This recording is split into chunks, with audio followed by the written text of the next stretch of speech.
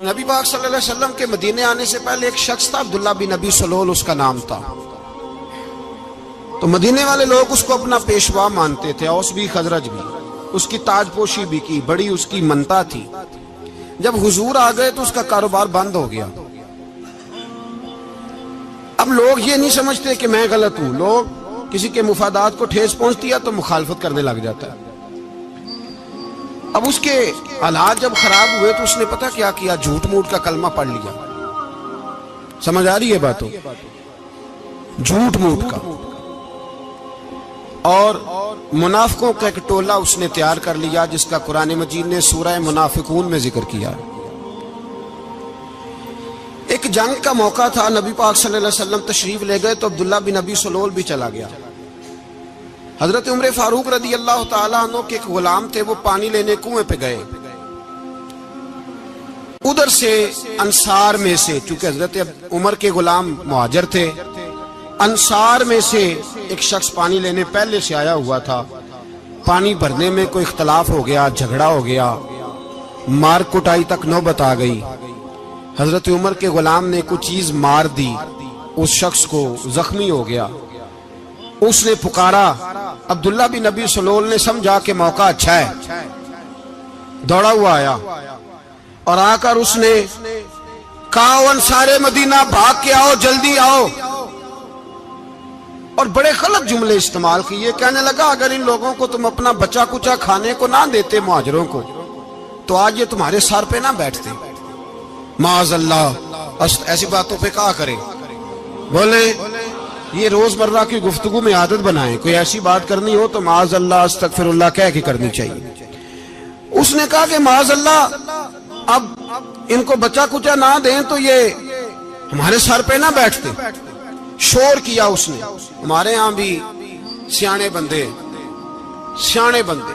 پنچایت کے لوگ وہ کہتے ہیں تو اس برادری کے بچے سے ہی مار کھا ہے، پتہ ہی نہیں چلا، جا اسے مار کے آ، سر پھاڑا، یہ کار پھوڑ دے اس کا سر، اور دیکھ میں دیکھ لوں گا بعد میں جو ہوگا۔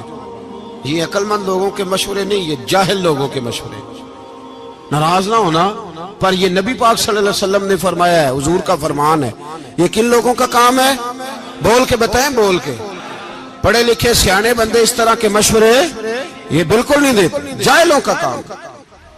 پکارا، مہاجر سارے اکٹھے ہو گئے، انصار سارے آ گئے، اور جب انصار آئے تو مہاجرین کو بھی پکارا، مہاجر بھی آ گئے۔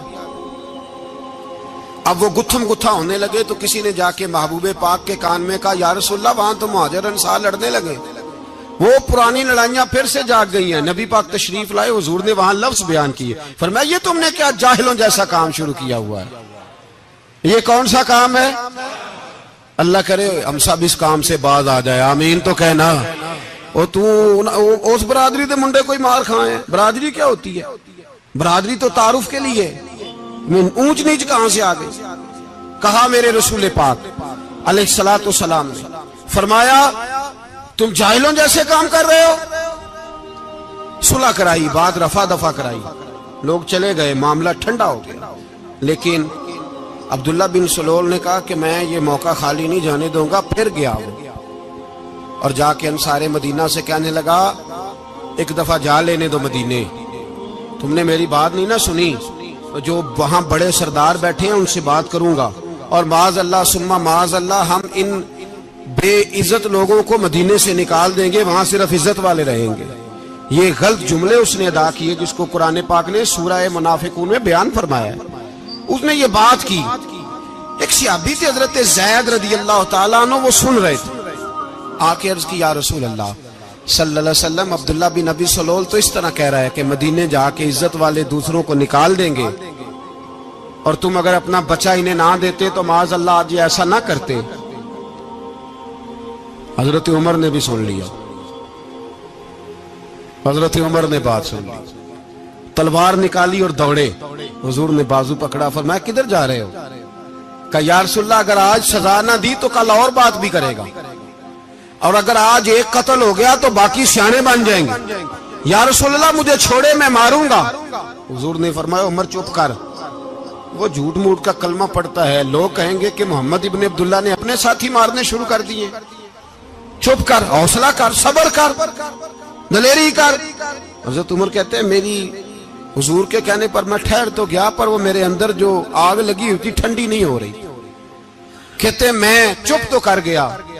نبی پاک علیہ السلام نے پوچھا عبداللہ بن نبی سلول سے، تو نے یہ کہا ہے؟ کہنے لگا حاشا وکلا، میں نے بات ہی نہیں کی نا۔ اب لوگ کہنے لگے کہ زید تو نوجوان ہے، تو یہ بوڑھا آدمی ہے، چلو صحیح کہتا ہوگا۔ حضور بھی خاموش ہو گئے۔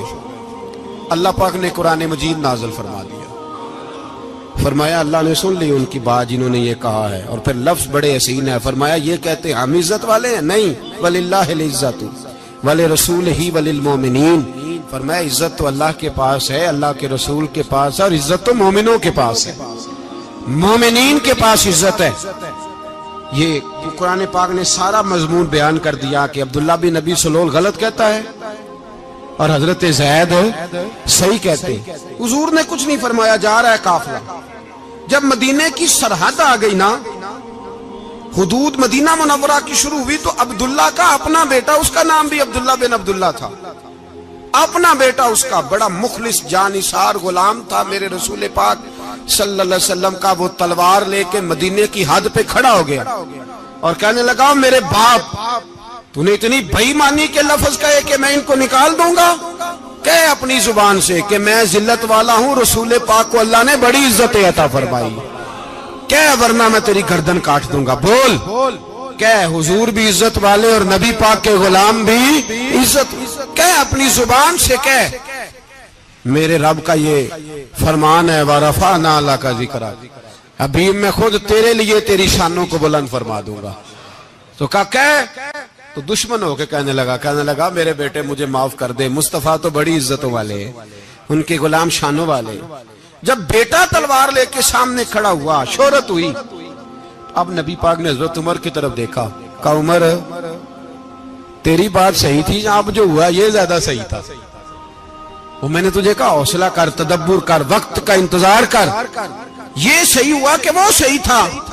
تو حضرت عمر فاروق کہنے لگے یا رسول اللہ، میں گواہی دیتا ہوں آپ واقعی اللہ کے سچے رسول ہیں صلی اللہ اتنی اچھی رائے، وقت فیصلہ کرتا ہے، تدبر سے چلے، دانائی سے چلے، علم پیدا کریں، بردباری۔ ہمیں کئی دفعہ سجدہ صاف کرنا پڑتا ہے، ہم جو کہتے ہیں بات اس کے الٹ نکل آتی ہے۔ ہم کسی شخص کے بارے میں کچھ تبصرہ کر بیٹھتے ہیں، کچھ عرصے کے بعد ہمیں پتا چلتا ہے کہ وہ تو ایسا تھا ہی نہیں، ہم نے غلط بات کر۔ ہم بغیر تحقیق کے، بغیر تفتیش کے، حوصلہ نہ ہونے کی وجہ سے، صبر نہ ہونے کی وجہ سے ہم بہت سارے کام کر گزرتے ہیں، پھر ہمیں نقصان ہوتا ہے۔ اپنی زندگی میں حلم نہ چھوڑیں، حوصلہ نہ، لڑائیاں ہوتی ہیں نا گھروں میں، اس کی وجہ خامد ہوتا ہے، بیوی نہیں ہوتی۔ یہ بات گھر جا کے بتانا کہ آج انہوں نے کہا ہے۔ لڑائی کی وجہ کون ہوتا ہے؟ نہ بولو تسی، پر میں تے آنکھ ہی چھڑیا ہے، وہ تو ریکارڈ ہو گیا ہے۔ لڑائی کی وجہ کون ہے؟ جڑے باتیں لڑتے ہیں وہ کوندے ہی نہیں پے۔ وجہ کون بنتا ہے جی؟ کیوں بلا؟ اس لیے کہ نبی پاک صلی اللہ علیہ وسلم نے فرمایا عورت کی اگل آدھی ہے تو تیری تو پوری ہے نا، جس کا مطلب ہے لڑائی اگر بچ سکتی تھی تو مرد کی وجہ سے بچ سکتی تھی، گھر میں امن ہو سکتا تھا۔ کہتے ہیں جی یہ بڑی بیوقوف ہے، میری سنتی نہیں۔ تو میں نے کہا جو اس سے بحث کر رہا ہے وہ سیانا ہے؟ بولیں، جو بحث کر رہا ہے وہ عقل مند ہے؟ بندہ تو چلو تھا وہ دانشور، شیکسپیئر، باتیں بعض اوقات اس کی کچھ ایسی ہیں۔ اس سے کسی نے پوچھا تھا عورتوں سے کون جیت سکتا ہے بحث میں، تو اس نے کہا تھا وہ جو ان سے بحث نہ کرے، جو ان سے بحث۔ تو بھائی تو وجہ اس لیے کہ حوصلہ تو نہیں کرنا تھا۔ نبی پاک علیہ السلام نے فرمایا بی بی ٹیڑھی لکڑی ہے، سیدھی کرنے کی کوشش کرو گے تو ٹوٹ جائے گی سیدھی۔ تو پھر کتنا بیوقوف ہے جو پتھر سے سر رگڑ رہا ہے، کتنا نادان ہے جو یہ حرکت کر رہا ہے، دریا میں چھلانگ لگا کے کہتا ہے ڈوبوں گا نہیں۔ تو بھائی حوصلہ پیدا کرے، علم پیدا کرے۔ بہت ساری ایسی باتیں کرے گی جس میں اشتعال آئے گا، فٹافٹ 3 لفظ طلاق کے دے دیے، اب بھاگا گیا مفتی صاحب کے پاس، او ہو 4 بچوں کا کیا بنے گا؟ اور یہ بات پکی ہے کہ بچوں کو صرف ان کی ماں ہی پال سکتی ہے، ان کی ماں۔ اور بات مجھے نہیں بھولتی، ایک شخص نے بیوی کو طلاق دے کے دوسری شادی کی. اس کا بیٹا تھا 10 سال کا. تو اس نے اپنے بیٹے سے کہا کہ بیٹے بتا پرانی اماں صحیح تھی یا یہ صحیح ہے؟ اس نے کہا نہیں ابا وہ تو جھوٹ بڑے بولتی تھی، یہ صحیح ہے. وہ جھوٹی تھی، وہ جھوٹ بڑے بولتی تھی میری سگی اماں، یہ سچ بولتی ہے. اس نے کہا وہ کیسے؟ کہنے لگا اس لیے کہ میں کوئی شرارت کرتا تھا تو میری سگی اماں مجھے تھپڑ مارتی تھی اور کہتی تھی تجھے روٹی نہیں دے رہی، جا دوڑ جا گھر سے. تو میں دوڑ جاتا تھا تو جھوٹ بولتی تھی نہیں دینی، پھر آدھے گھنٹے کے بعد مجھے ڈھونڈنے لگ جاتی تھی، ڈھونڈ کے لاتی تھی، پھر میری منت کرتی تھی، پھر مجھے کہتی تھی نہ مجھے ستایا کر، پھر میرا ماتھا چومتی تھی، پھر میری مرضی کا کھانا بنا کے دیتی تھی، پھر میرے منہ میں لقمے ڈالتی. جھوٹی تھی، پہلے کہتی ہے نہیں دینی، پھر پیچھے بھاگتی ہے. یہ سچی ہے، میں شرارت کرتا ہوں تو تھپڑ مار کے نکالتی ہے، پھر میں منتیں کرتا ہوں پر روٹی نہیں دیتی، پیر پکڑتا ہوں نہیں دیتی. سچ بولتی ہے، اپنی بات پہ ڈٹ جاتی. او بھائی بچے اس کی ماں ہی پال سکتی ہے، تو نے 3 جملے کہتے سوچا ہی نہیں، تیرا کا گیا تو یہ تو نئی بیوی ملے گی، اور اس کا بھی کیا گیا، اس کو بھی شاید شوہر مل جائے. ان پھولوں کی پرورش صرف ان کا مالی کر سکتا ہے، دوسرا کر سکتا تو نے حوصلہ ہی نہیں کیا. ٹھیک ہے غلطی بی بی کی تھی پر تو مرد تھا نا، تیرے پاس تو دلیری تھی. فٹافٹی 3 طلاق کے جملے کہہ دیے. اور میرے رسول پاک علیہ السلام نے فرمایا جائز کام بڑے ہیں پر طلاق جائز تو ہے پر میرے رب کو پسند نہیں، اللہ کو پسند. تو نے مالی بگا دیا جس نے تیرے گھر کا باغ سینچنا تھا. تو بھائی یہ حوصلہ نہیں. درجنوں طلاقیں، 20 کیس، اور ابھی وہ شادی کے پورے کپڑے نہیں پہنے تو طلاق پہلے. اس کی وجہ یہ کہ حوصلہ نہیں، صبر نہیں، رضا نہیں، ہم احساس نہیں کرتے. اگر تو یہ سمجھ جائے کہ بس اللہ نے جو میرے لیے بہتر سمجھا مجھے دے دیا، صحیح ہے میری آزمائش ہے، کیا ہے کچھ ہے جو اس نے بہتر سمجھا مجھے اس نے، پھر تو سکھی ہو جائے، تیرے لیے جینا آسان ہو جائے، پھر تو بہت ساری پریشانیوں سے آزمائشوں سے دور ہو جائے. میرے نبی پاک علیہ السلام نے ہمیں حوصلہ کرنے کا حکم دیا، دلیری.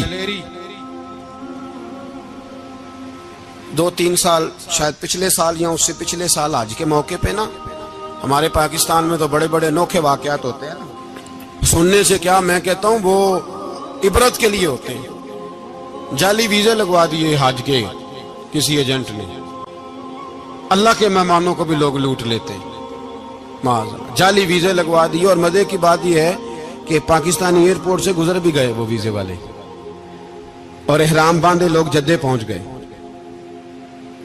4 آدمی تھے، انہوں نے ویزا دیکھا تو کہا نقلی آپ کو واپس جانا پڑے گا. اگلی فلائٹ سے وہ لوگ واپس آئے. آپ مجھے بتائیے ان کی جب وہ چھوٹے چھوٹے کلپ آئے، میڈیا نے ان کی باتیں سنی تو ان کے آنسو نہیں تھمتے تھے. ایک آدمی احرام باندھ کے گیا ہے، معمولی سمجھتے ہیں آپ؟ میرے جیسا غریب آدمی کبھی اس نے ارادہ کیا ہو مدینے جانے کا، لیٹ ہو جائے تو کلیجہ پھٹنے کو آتا ہے.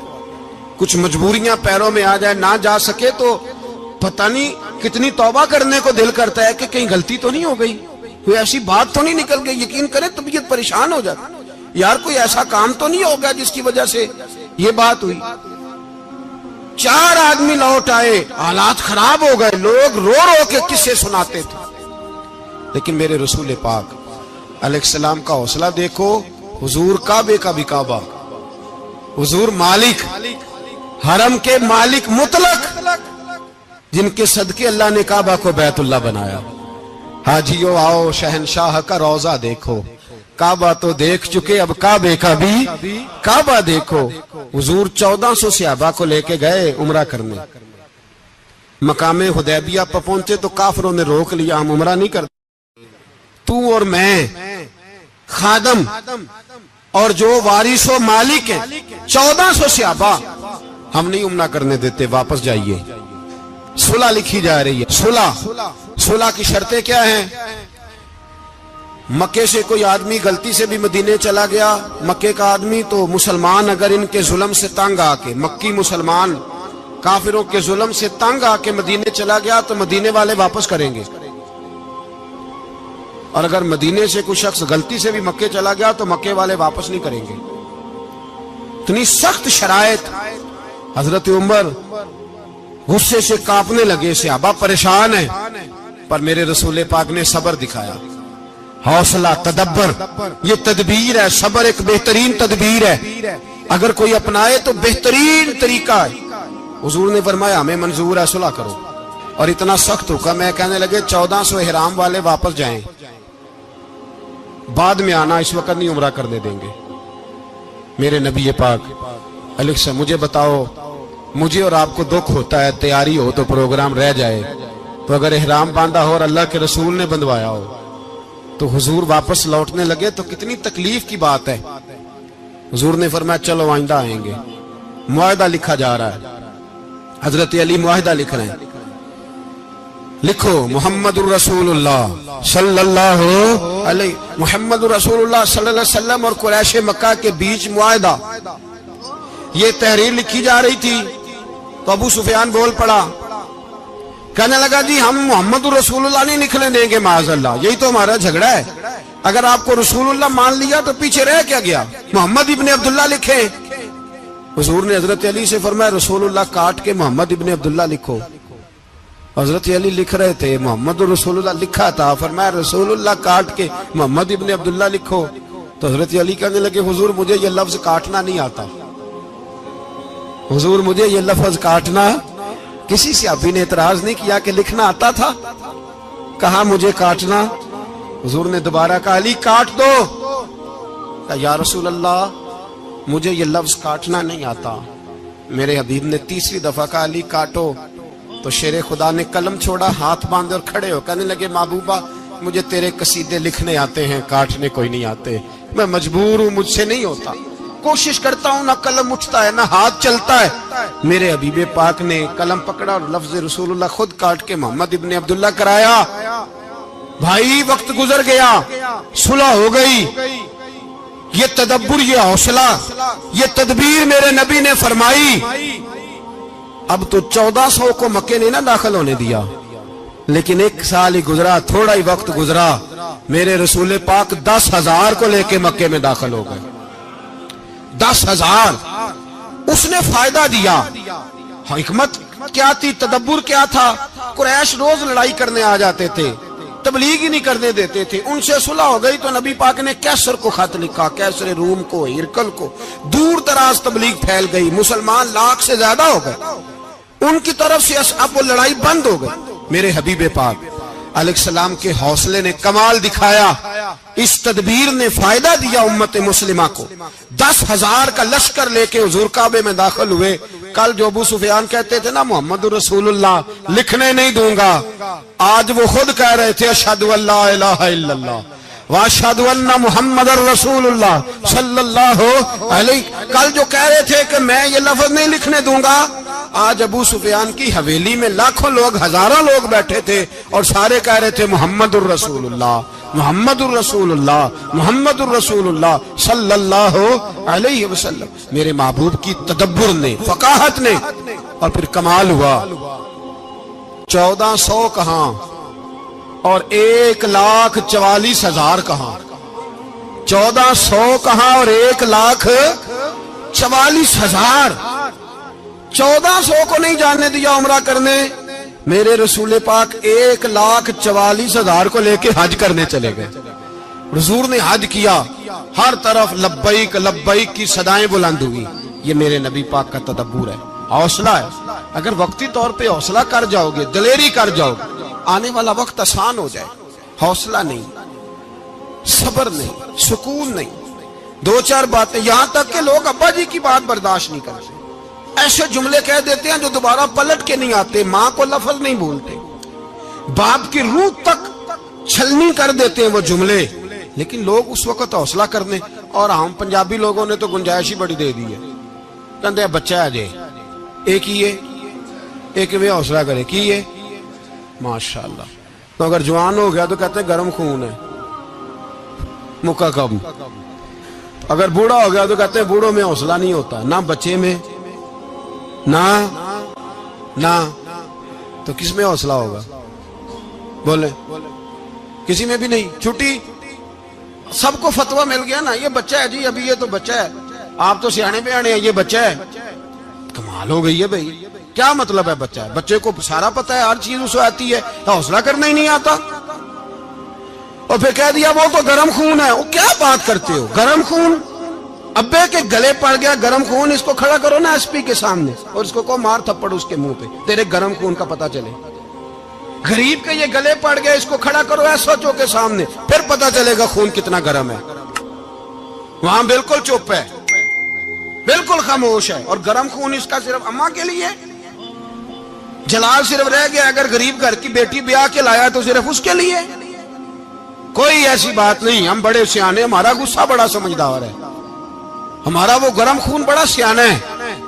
وہ جہاں دیکھتا ہے کہ معاملہ ہلکا ہے تو وہاں وہ گرم خون جلال میں, اور جہاں دیکھتا ہے کہ سامنے والا تگڑا ہے تو وہاں وہ گرم خون فوراً ٹھنڈا ہو جاتا ہے.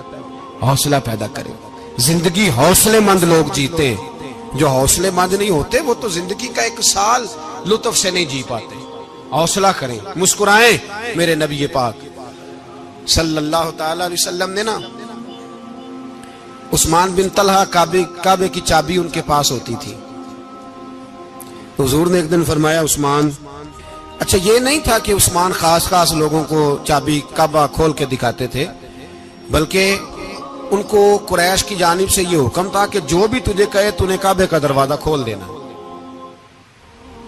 نبی پاک علیہ الصلوۃ والسلام نے نا ہجرت سے 2-4 دن پہلے کہا کہ عثمان ذرا چابی دو, میں نے کعبہ اندر سے دیکھنا ہے. بڑے ٹھنڈے دل سے ذرا سننا, ادھر دیکھو میری طرف, ادھر دیکھیے گا ذرا میرے بھائی. میں نے ایک بندے سے کہا یار پانی کی بوتل دینا دکاندار سے, ایک ہے اس نے کہہ دیا نہیں میرے پاس. اس بات کا کوئی غصہ بولیے, اور اگر وہ کہے سارے زمانے کو ملے گی آپ کو نہیں دینی, پھر بولیں میرا خیال ہے چپ کر کے ہنس کے آ جائیں گے, سوال ہی نہیں پیدا ہوتا. ہم کہیں گے مجھے نہیں نہ دینی تو نے, تو دکان اٹھا یہاں سے, بند کاری سے. کیا مطلب ہے سب کو دینی ہے تجھے نہیں دینی, کیا معنی ہے اس کا؟ لے کے جاؤں گا, جھگڑا ہوگا, بحث کریں گے. عثمان بن طلحہ سے حضور نے فرمایا دروازہ کھولو, کعبہ دیکھنا ہے. عثمان کہنے لگا میں ساری دنیا کو دکھاؤں گا, آپ کو نہیں دکھاؤں گا. کتنی سخت بات ہے, پر قربان جائیں رسول اللہ کے حوصلے پہ صلی اللہ علیہ. عثمان کہتے ہیں میں نے یہ بات کی تو نبی پاک مسکرانے لگے, اور میں اچھا نہیں دینی, تو حضور نے نا مسکرا کے اور میری کمر پہ تھپکی دی, فرمایا اچھا یاد رکھنا یہ چابی میں تجھ سے لے لوں گا, اور جس کو میرا دل کرے گا میں اس کو دوں گا.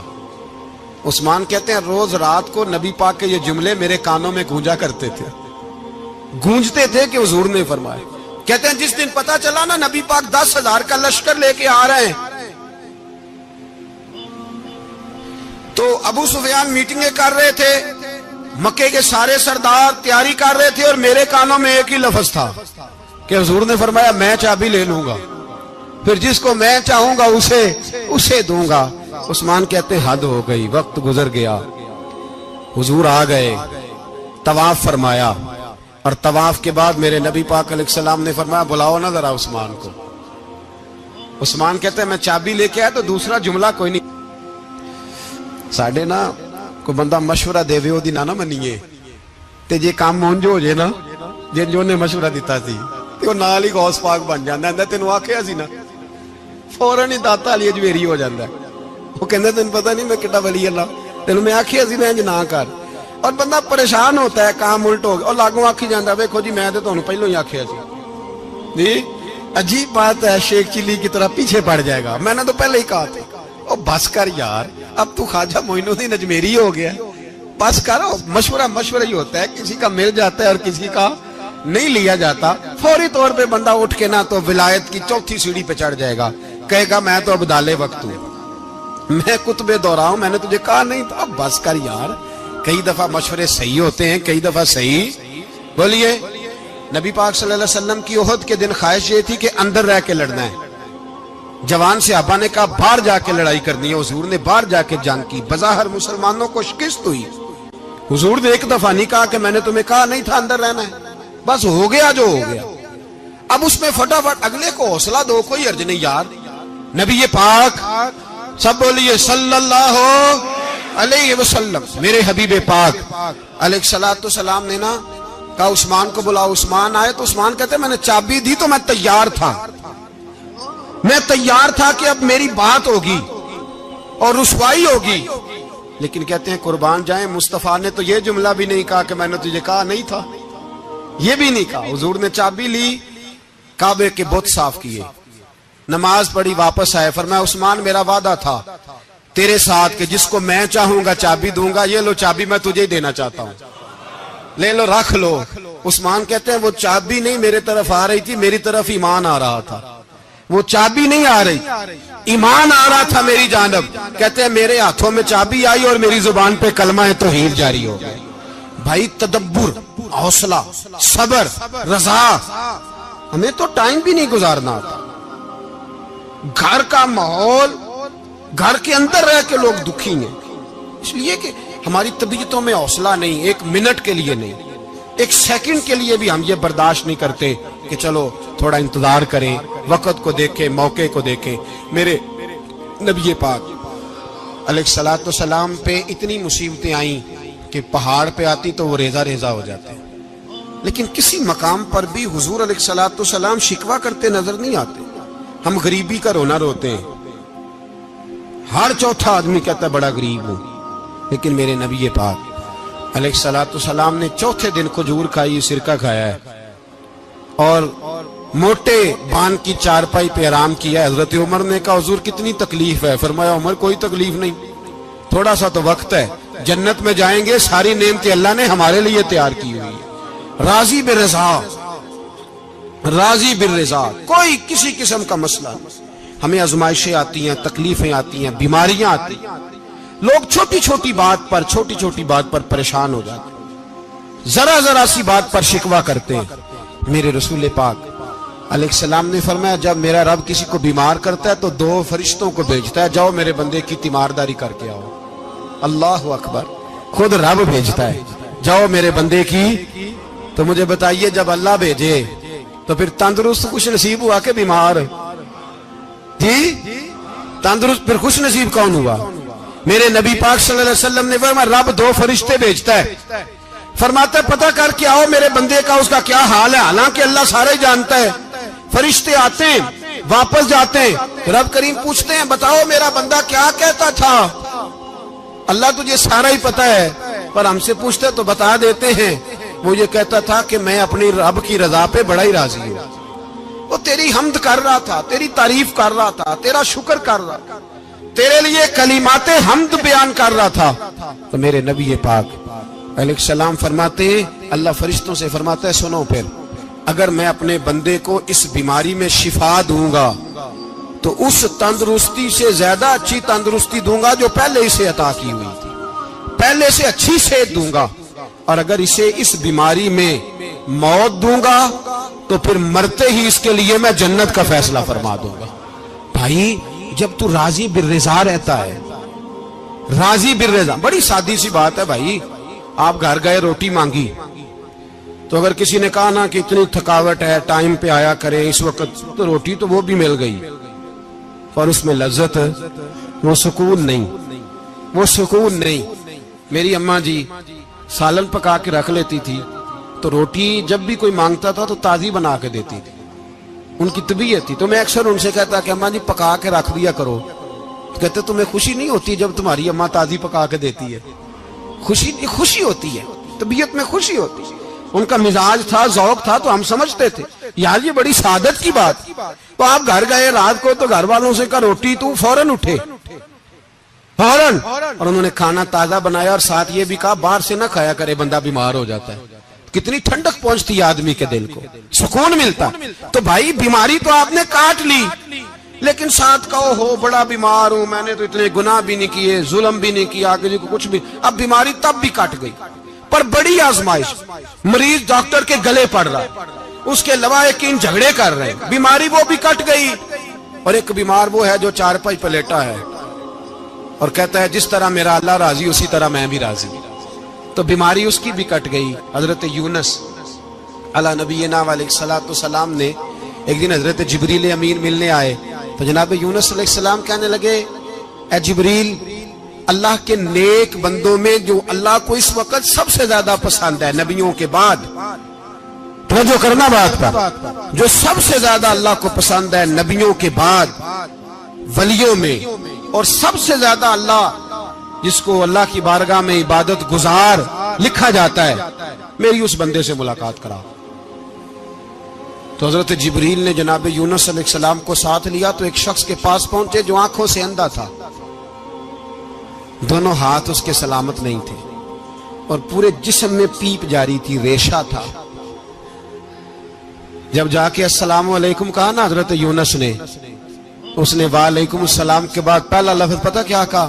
اس نے کہا یا اللہ تیرا شکر ہے، یا اللہ تیرا، آپ بھی ادا کریں اللہ کا شکر، یا اللہ تیرا، اللہ تیرا شکر ہے۔ تو حضرت یونس علیہ السلام کہنے لگے تو شروع سے اس طرح کا ہے، نابینا بھی اور ہاتھوں سے معذور بھی اور سارا جسم شروع سے؟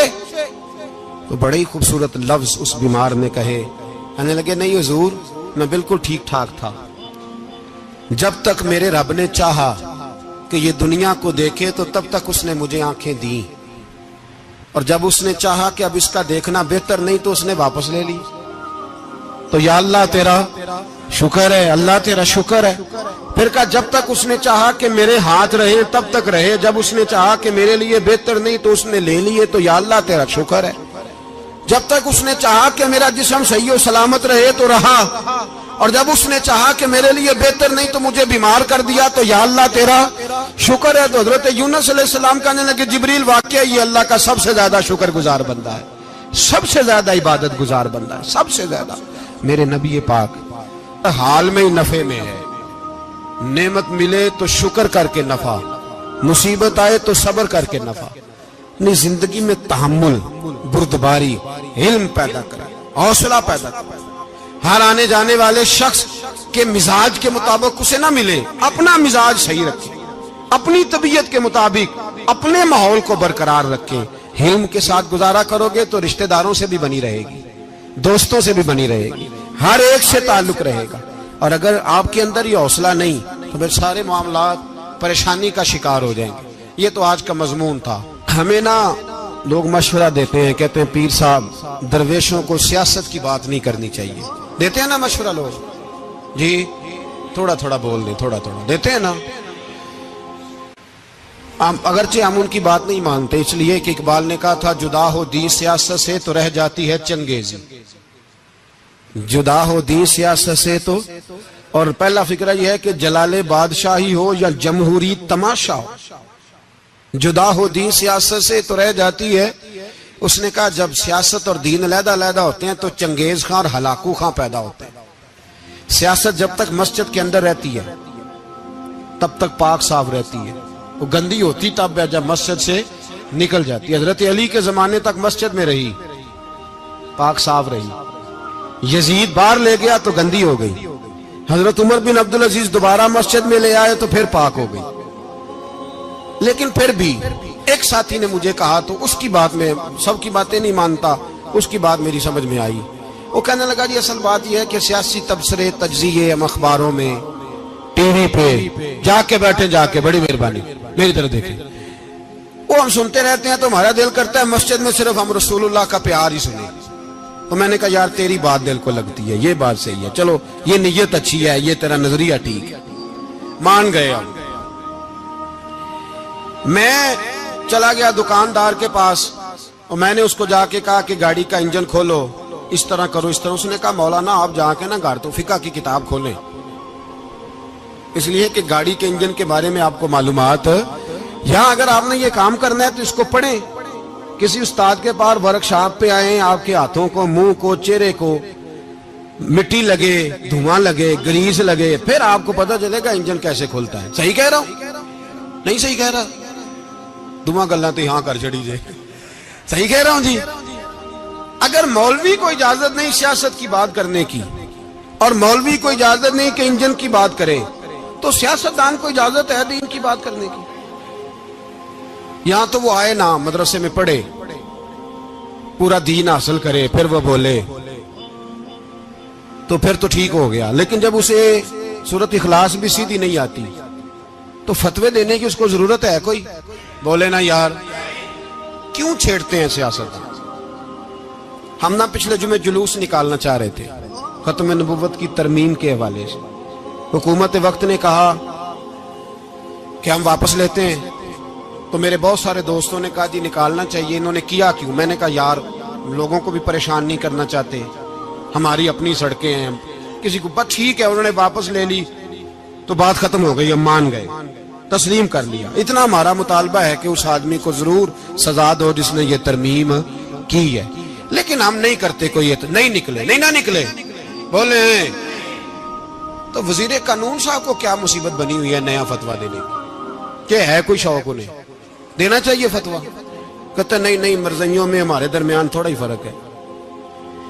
मुझे यूं लगता है कि ये जानबूझकर कोई ना कोई ऐसी शरारत करते हैं जिससे लोग इश्तियाल में रहे, जानबूझ। हिलम, हौसला, सब्र जात के बारे में तो है, लेकिन अगर कोई रसूल पाक की बेअदबी करे तो फिर हौसले की बात वो है ही नहीं, फिर तो जिहाद की बात है। और मैं दयानतदारी से मस्जिद में बावजू बैठकर जुमे के दिन मशवरा देता हूं हुकूमत को और वजीर कानून को मशवरा देता हूं कि ना फिरौन की हुकूमत सारी जिंदगी रही, ना नमरूद रहा, ना जाज बिन यूसुफ रहा, ना यजीद रहा। और यार दरबारी बन के हुक्मरानों की चापलूसी करते करते तुम यहां तक आ गए हो कि अब नबी पाक की इज्जत को हाथ डालना शुरू कर दिया है। और आप यकीन करें सियासी जमातों का इतना बुरा हाल है कि इनके लीडर के बारे में कोई बात करे तो पागल हो जाते हैं ये एहतजाज कर करके। और उसने डायरेक्ट कह दिया कि खत्म नबूवत का मसला ही कोई नहीं, जो दीन की बुनियाद है, किसी को परवाह नहीं। मुझे तो उन लोगों की फिक्र हो रही है जिन लोगों ने इन्हें वोट दिए हैं, वो अल्लाह को क्या जवाब देंगे। और ये अल्लाह माशाल्लाह सारी सियासी जमातें इस तरह की। और मेरा वजीर कानून साहब को भी मशवरा है कि जिंदगी बड़ी थोड़ी है, बड़ी थोड़ी। अल्लाह सबको माफ करता है, अपने रसूल के गद्दारों को माफ नहीं करता। और यहां तुम्हारी गाड़ियों पे झंडे लगे हुए हैं, वहां भी तुम्हारे झंडे लगेंगे, पर इसलिए लगेंगे कि ये गद्दार है नामूस रिसालत के। ये झंडे लगेंगे। शर्म करो और डर जाओ, बस कर दो। तुम्हारे मुंह में अब दांत पूरे नहीं रहे। कोई शुगर का मरीज है तो कोई ब्लड प्रेशर का, तो कोई हार्ट का, तो कोई कैंसर का। शर्म करो और अपनी कब्र की भी थोड़ी सी फिक्र करो। बताओ पाकिस्तान के कितने सदर गुजरे, वजीर आजम गुजरे, तो उनकी कब्रें कहां हैं? कोई जाता है उनकी कब्रों पे? किसी को खबर है? क्यों अपने लिए जहन्नम इकट्ठी करते? सारा कुछ दुनियादारी रह गई है, सारा कुछ सिर्फ यही रह गया। हजरत अबू बकर सरदार थे, हजरत उमर सरदार थे कबीले, हजरत उस्मान सरदार थे। उन्होंने सरदारियों को ठोकर मार के रसूलुल्लाह के कदमों में बैठना पसंद की। सरदारियां छोड़ के गुलाम बन गए। तुम सरदारियां बचाने के लिए रसूलुल्लाह की गद्दारी करते हो, शर्म नहीं आती? और कौम शिकवा है मुझे इन लोगों से जो मौलवी तो कह देते हैं तू सियासत नकार, और किसी सियासतदान को मना नहीं करते कि जब तुझे सूरत फातिहा भी नहीं आती तो तुझे किसने इजाजत दी है इतनी बड़ी बात। और मैंने पिछले से पिछले जुमे भी कहा था, फिर कहता हूं और ऑन दी रिकॉर्ड कहता हूं, मरज़ई कल भी काफिर थे, आज भी काफिर और कयामत तक। और जो उनके कुफर में शक करे वो भी, और पक्का बेईमान है, काफिर है। वो वजीर कानून हो या सुबाई हो या विफाकी हो, मन शक्का फी कुफर ही फकत कफर। जो मरज़ई के कुफर में शक करे वो भी काफिर है। हमारे रसूल आखिरी रसूल है। हम किसी को ये इजाजत नहीं देंगे कि वो खत्म नबूवत में रखड़ा डालने की कोशिश करे। हम किसी को ये इजाजत है। और तुमने कौम को लूटा, लूटते रहो, अब ईमान पे डाके तो ना डालो। तुम्हें दौलत लूट के पेट नहीं भरा, अब ईमान लूटना शुरू कर लिया है।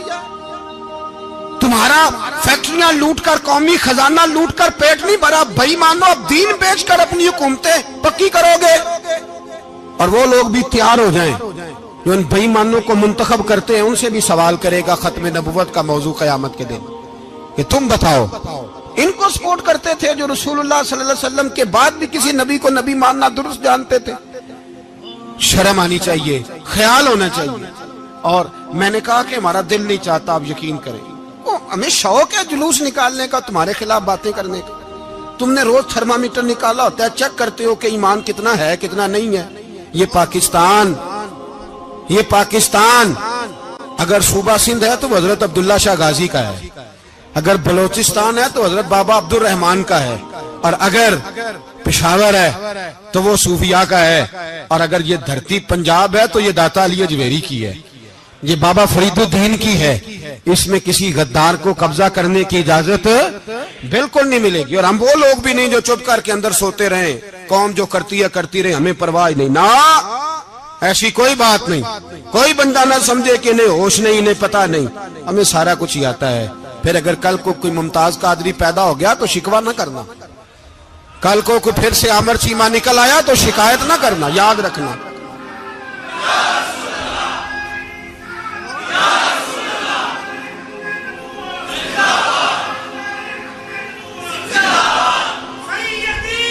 تو میرے بھائی کھل کے بولے یا نبی رسول کے صلی اللہ۔ تو یہ مشورہ،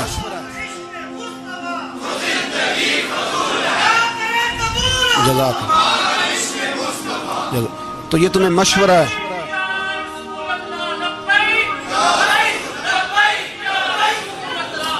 میری بات سنی، یاد رکھے، یہ لوگ بعد میں پچھتاتے ہیں، پھر مناظرے کراتے پھرتے ہیں، اس نے صحیح کیا کہ غلط کیا، پھر انہیں ہوش آتی ہے بعد میں، پھر ان کے ہواری نکل نکل کے میدانوں میں دلیلیں دیتے ہیں۔ اس لیے ہمارا مشورہ ہے انہیں کہ یہ اپنی حد میں رہیں، اور جو کام تمہارے ذمہ، میں نے کہا نا تم نے بڑا لوٹا، یہ قوم روز تمہیں موقع دیتی ہے لوٹنے کا، یہ موقع دیتی ہے، تو تم نے دولت لوٹ کے پیٹ نہیں بھرے، اب ایمان لوٹنے کے چکر میں آ گئے ہو۔ یاد رکھو، مسلمان گناہگار ہیں، غدار نہیں ہیں۔ تمہیں دولت لوٹنے کا تو شاید موقع مل گیا ہے، پر ایمان لوٹنے کا موقع نہیں ملے گا، تو اس لیے اس کو لگام دو۔ اور ویسے بھی کتا جو پالتو ہوتا ہے نا، اس کو گھر کے اندر سنگلی سے باندھ کے رکھنا چاہیے۔ یہ تمہارے بوٹ چاٹتے ہیں، بھونکتے ہیں، تمہارے حق میں وزارتیں لیتے ہیں، ہم نے تو کوئی وزارت نہیں لی تم سے، اور نہ ہمیں شوق ہے، اس لیے کہ ممبری کیا کرنی ہے جس کو ممبر رسول عطا کر دیا جائے، اس نے کیا کرنی ہے یہ ممبریاں جس کو پکا ممبر رسول دے دیا جائے، تو اس لیے اس سے باہر آؤ۔ میں نے کہا بڑے بڑے نمرود، فرعون، قارون دفن ہے، تمہارا بھی نام تک نہیں ہوگا، بالکل نام نہیں ہوگا۔ اس لیے ہمارا مشورہ، اور آپ لوگ بھی آئے نا یہ اگلے سال، تو ان کو کھڑا کر کے پوچھ لینا، اسلامی جمہوریہ پاکستان کا تم نے ایم پی ایم نے بننا ہے، پہلا کلمہ ہی صحیح سنا دو، چلو خدا کا واسطہ یہی بتا دو کہ تمہیں نماز بھی ڈھب سے آتی ہے کہ نہیں، اور آپ کی موج ہے، آپ بٹھا لیتے ہیں سر پہ، کیا کریں، سمجھانے والے مفت گناہگار ہو گئے اور بہکانے والے سب تمہارے یار ہو گئے۔ اس لیے یہ چھیڑتے ہیں جان بوجھ کے، اور پھر جب کوئی ممتاز قادری علیہ رحمہ پیدا ہوتے ہیں پھر انہیں دشواری ہوتی ہے، پھر ان کا جینا مشکل ہو جاتا ہے، یہ موقع دیتے ہیں، پتہ نہیں کس کے ایجنڈے پہ عمل کر رہے ہیں۔ میرا سوال یہ ہے، میں نے پچھلے جمعے پھر میرا سوال ہے کہ میں پوچھتا ہوں، اس آدمی کو ضرورت کیا ہے ختم نبوت پر بات کرنے؟ جب امت مسلمہ کے متفق کا فیصلہ ہے کہ مرزائی کافر، اسمبلی نے بل پاس کر دیا کہ مرزائی، ان کو اقلیت قرار دے دیا، اور جب سے وہ اقلیت بنے نہ ہم نے ان کی عبادت گاہ جلائی، نہ ہم نے ان کو قبروں سے نکالا، نہ ہم نے، بس ٹھیک ہے جیسے عیسائی رہتے ہیں، یہودی سے کس ملک میں رہتے ہیں وہ بھی رہیں، اقلیت بن کے رہے، کوئی اعتراض، پر تم انہیں کھینچ کے کیوں قریب کرتے ہو؟ تمہارا کیا یارانہ ہے ان کے ساتھ؟ بتاؤ تو صحیح۔ ان لوگوں سے ان کو چاہیے اپنے منہ میں لگام ڈالیں، اور اگر نہیں ڈالیں گے پھر انشاءاللہ ڈالی جائے گی، اور بڑی تگڑی ڈلے گی، اور پھر ایسی ڈلے گی۔ سلمان تاثیر جب مرا تھا نا تو 5-5 لاکھ روپیہ مولویوں کو آفر کی جنازہ پڑھاؤ، 5-5 لاکھ روپیہ چھوٹے چھوٹے مولویوں کو۔ اور داتا صاحب کی مسجد کے خطیب بھی صوبائی جو تھے، وہ خطیب تھے، ملازم تھے، انہوں نے کہا کہ ایمان نہیں بیچنا، نکالنا نوکری سے تو نکال دو۔ اور بادشاہی مسجد کا مولوی جس کا پتہ ہی نہیں چلتا، کبھی کدھر چلا جاتا ہے کبھی کدھر، یہاں تو وہ بھی کھڑا ہو گیا، اس نے کہا نا ایمان نہیں بیچنا۔ گورنر ہاؤس کی مسجد کا امام کہنے لگا کہ بخشا جانا نہ جانا یہ تو رحمت الہی کا معاملہ ہے، پر اتنا گندا جنازہ نہیں پڑھنا، اتنا گندا جنازہ نہیں ہم پڑھیں گے، مرنے کے بعد تمہارے جنازے نہیں پڑھے جاتے، تمہاری قبریں خراب ہوتی ہیں، کدھر ہیں تمہاری دولتیں؟ اور وہ مولوی آج تک پتہ ہی نہیں کدھر گیا جس نے اس غلیظ کا گندا جنازہ پڑھایا. تو بھائی اپنی قبر حشر کو جب جہاں تمہارے جنازے نہیں پڑھے جا رہے تو وہاں تمہارا کیا حال ہوگا. اس لیے ان لوگوں کو چاہیے کہ اپنی زندگی اس طرح گزاریں کہ کچھ نہ کچھ منہ لے کے سرور کائنات کے پاس چلے جائیں، ورنہ ایسا نہ ہو کہ یہاں بھی پھٹکار اور وہاں بھی پھٹکار.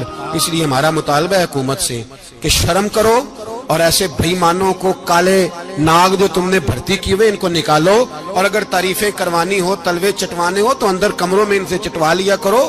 ان سے کہو کہ یہاں ہماری نوکری کرو، باہر نکل کے رسول اللہ صلی اللہ علیہ وسلم کے دین کے بارے میں گفتگو نہ کرو.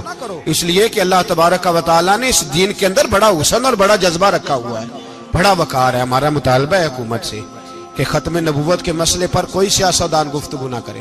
آپ تائید کرتے ہیں اس بات کی؟ اس پر کوئی سیاستدان کوئی گفتگو. ہمارے پاس بڑے تماشے ہیں سیاست کرنے کو، باقی تماشوں پہ سیاست کرو. یہ رسول اللہ کی ناموس کا معاملہ ہے، یہ چھیڑنے کی تمہیں اجازت. مجھے سمجھ نہیں آتی یار، جب بات ختم ہو گئی، اسمبلی نے بل واپس لے لیا، تو صوبائی وزیر قانون کو آخر تکلیف کیا ہے؟ آپ کے پاس جواب ہے کوئی اس بات کا؟ بات ختم ہو گئی، ہم نے جلوس نہیں نکالنا، چھوڑ دیا، خاموش ہو گئے. علماء نے میٹنگیں بلائی تھی، کینسل کر دی، ٹھیک ہے جی بات. اب دوبارہ سے کیوں چھیڑتے ہو؟ پھر کہتے ہیں احتجاج ہوتا ہے، شور ہوتا ہے. تم خود ایسی حرکتیں کرتے ہو جس سے افراتفری پیدا ہوتی ہے. یہ ملک رسول اللہ کے نام پہ بنا ہے، اور قیامت تک یہاں وہی ہوگا جو میرے رسول پاک صلی اللہ علیہ وسلم کی رضا ہوگی، اور نبی پاک کے قانون کے خلاف کوئی قانون یہاں چل سکتا؟ اللہ ہمیں سمجھنے کی توفیق عطا